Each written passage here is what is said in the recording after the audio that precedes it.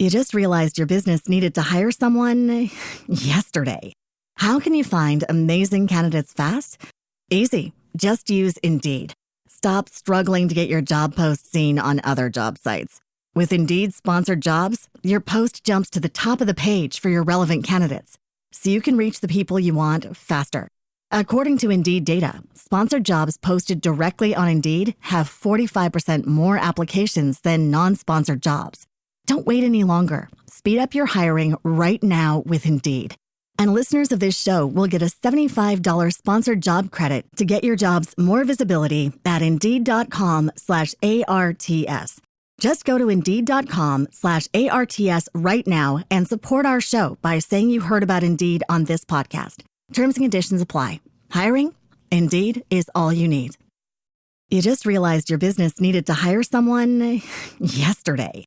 How can you find amazing candidates fast? Easy. Just use Indeed. Stop struggling to get your job post seen on other job sites. With Indeed sponsored jobs, your post jumps to the top of the page for your relevant candidates, so you can reach the people you want faster. According to Indeed data, sponsored jobs posted directly on Indeed have 45% more applications than non-sponsored jobs. Don't wait any longer. Speed up your hiring right now with Indeed. And listeners of this show will get a $75 sponsored job credit to get your jobs more visibility at Indeed.com/ARTS.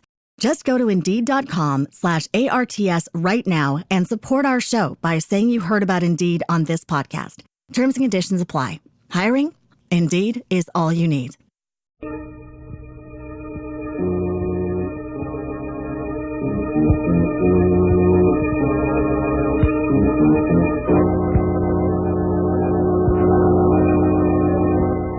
Magic Detective, starring the world's greatest living magician, Blackstone. He tells you the inside story of The Mark of Crime. And right after the story, Blackstone will explain tricks that you yourself can perform. Reveal the guarded secrets of the world's greatest living magician.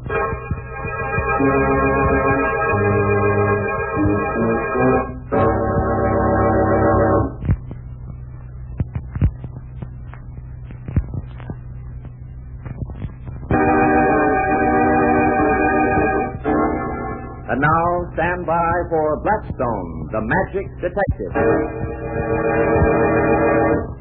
Have I ever showed you this coin, Alan? No, I don't think so. What is it? It's an old Egyptian coin, or rather a copy of one. The original is in a museum now.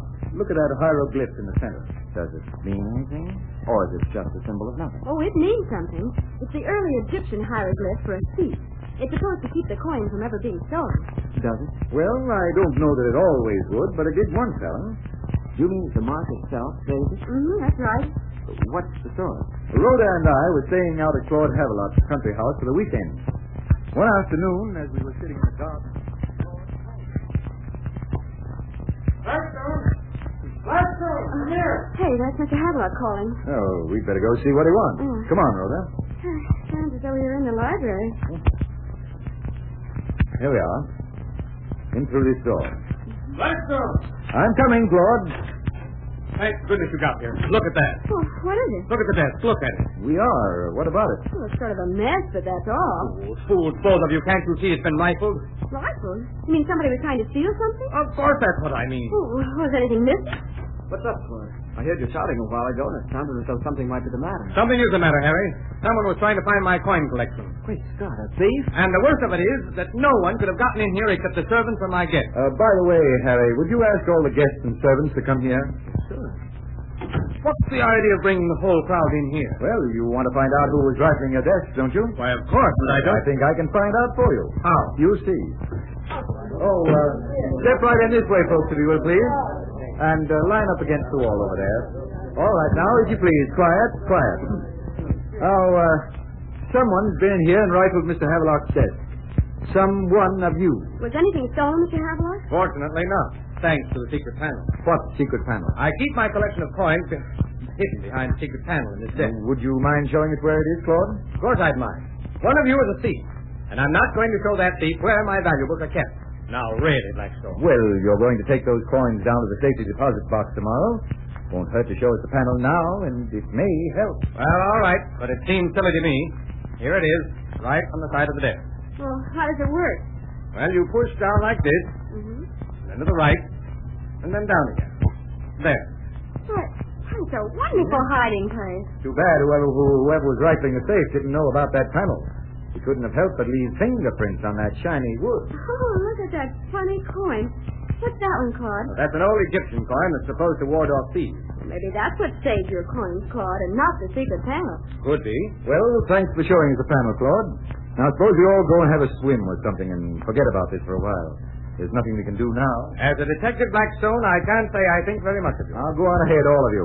I'll be with you in a little while. I want to help Claude lock his coins up again.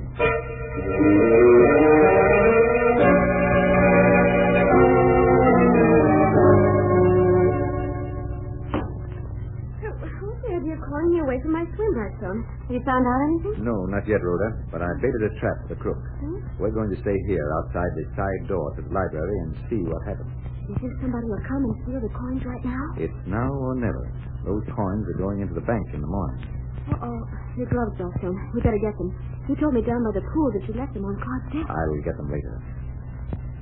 Listen, I don't hear anything. someone's in the library.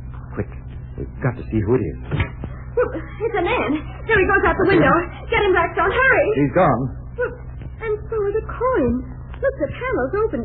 Did you see who it was? No, I didn't. Oh, Blackstone, and all of Cloyd's coins are gone right from under our noses.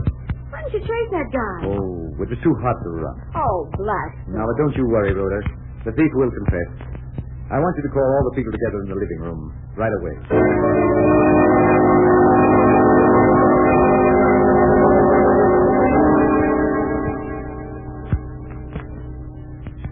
Claude Havelock's coins have been stolen from the secret panel.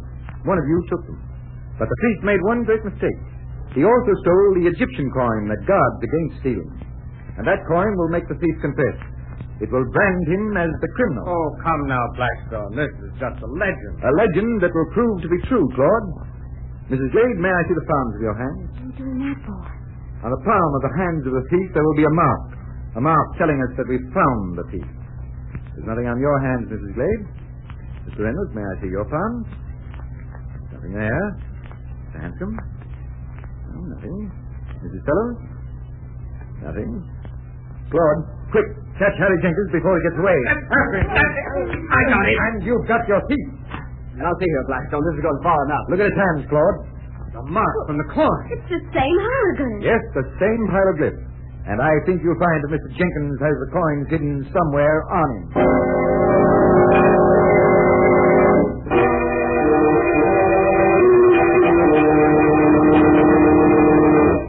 But, Blackstone, how on earth... It was very simple, really, Alan. Oh, sure. Nothing to it. Well, you remember I announced to Rhoda down by the swimming pool that I'd left my gloves on Claude's desk? Yes. I had also remarked that the panel would be a perfect place to find the fingerprints. I was fairly sure that the thief would take my hint and wear gloves when he opened the hiding place. So I left my gloves for him. It was a very hot summer, and I thought that perhaps he wouldn't have brought gloves with him. You're very thoughtful, Blackstone. But that mark, Blackstone, the hieroglyph from the coin, how did that get onto Jenkins' palm? I stamped an impression of the coin on the inside of each glove, using the coin itself and an ink pad I found on the desk. I used a great deal of ink, and when the thief put on the glove, the impression transferred itself to his palm. So that's how another mystery was solved by magic. Yes, Alan, that's how. What preparations do we make for today's trick, Blackstone? Well, we need just one pack of cards, Alan, and one large handkerchief. Blackstone, you wouldn't be going to try one of those take-a-card tricks on us, would you? Just that, Rhoda. Now take a card from this pack after you shuffle and cut it. Then keep the card. Yeah, I have one. Now what do you do? I hold the pack in my left hand and drape a large handkerchief, like this, over it. Now what do I do? You keep quiet and watch me. Oh. I place the pack on this table, still under the handkerchief, and step back. Any reason the pack has to be covered? Of course. You'll see why in a moment. Rhoda, Yeah? slip your card under the handkerchief and into any part of the pack you want it to go. Keep it face down so Alan and I can't see what it is. Well, I can't see what I'm doing. I'll have to hold the pack through the handkerchief with my left hand so the cards won't slip away on the table when I push my card into the pack. Well, there's no harm in that. Are you ready? Ready? Blackstone, you mean the handkerchief has to be over the pack so you can't see where Rhoda put the card? That's exactly the idea. Now I square the pack, which stays under the handkerchief, so Rhoda's card won't stick out in odd ways and reveal itself. May I feel the pack for myself to make sure it is squared, Blackstone? Not that I don't trust you. Right, all right, Alan. A certain amount of checking up on a magician is only common sense. Alan, Ken, how long are you going to play detective around that hidden pack? Let's get on with it. I'm curious. Well, Alan, are you satisfied that it's all square, if not quite above board? Yeah, seems all right, Blackstone. Now, I'll pick up the pack of cards, still covered by the handkerchief, in which Rhoda's card is now included, and which is known only to her. I will look through the pack and find it. Seems like mind reading. That's a trick, Alan, but a little concentration on Rhoda's part will help. I'll turn away. I can concentrate better that way. You mean looking at me distracts you, Blackstone? He'll concentrate better if he can't hear you either. True. I think I have it. I hold your card here in my hand. Name it, Rhoda. The two of spades. Well, does this look anything like it? Well, He found it. oh, Rhoda, do you realize that is the two of spades, and this man expects us to fathom his secret while he deserts it? I'll be back shortly. Now, start thinking, both of you. my mind is a complete blank. For once, I feel no superior stirring of gray matter myself.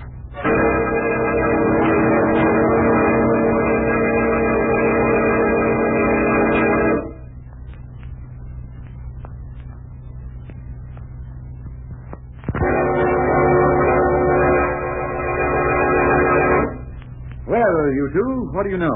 Nothing. Well, let me give you a hint. Ellen, remember your question about the necessity for the handkerchief? Yes. You mean I actually suspected your actions in the right path? Yes, you did. What other reason would there be for the handkerchief other than to hide the pack from myself? Oh, to hide it from us. Good girl. And why would I want to hide it from you and Ellen? Well, to do something to us you didn't want us to see. Right. Now, watch closely what I do as I slowly place the handkerchief over the cards in my hand. Blackstone, you're turning the pack over in your hand so the cards face upward. I admit it. And how did I tell you to place your card in the pack, Rhoda? Oh, well, you said face down so Alan and I can't see it. I did. And now, don't you get the point of that, Alan? Yes, I do. So that's not bad at all, is it? When you looked at the pack, you found Rhoda's card because it was the only one reversed. It was face down. The others were all face up. Right. So that's why you turned away, so we couldn't see you had changed the position of the deck to face up. Yes, my concentration speech fitted well there, don't you think? Yes, Blackstone, you win. It's a trick, but for a while, I'll bet even the listening audience were pretty sure, as I was, that it was mind reading. I hope you like that trick, ladies and gentlemen. And until next time, this is Blackstone saying good magic and goodbye.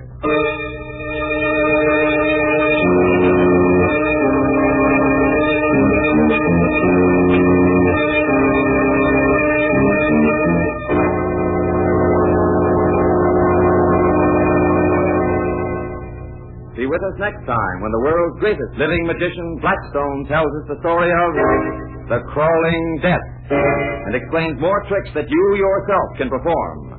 Listen in again to Blackstone, the world's greatest living magician.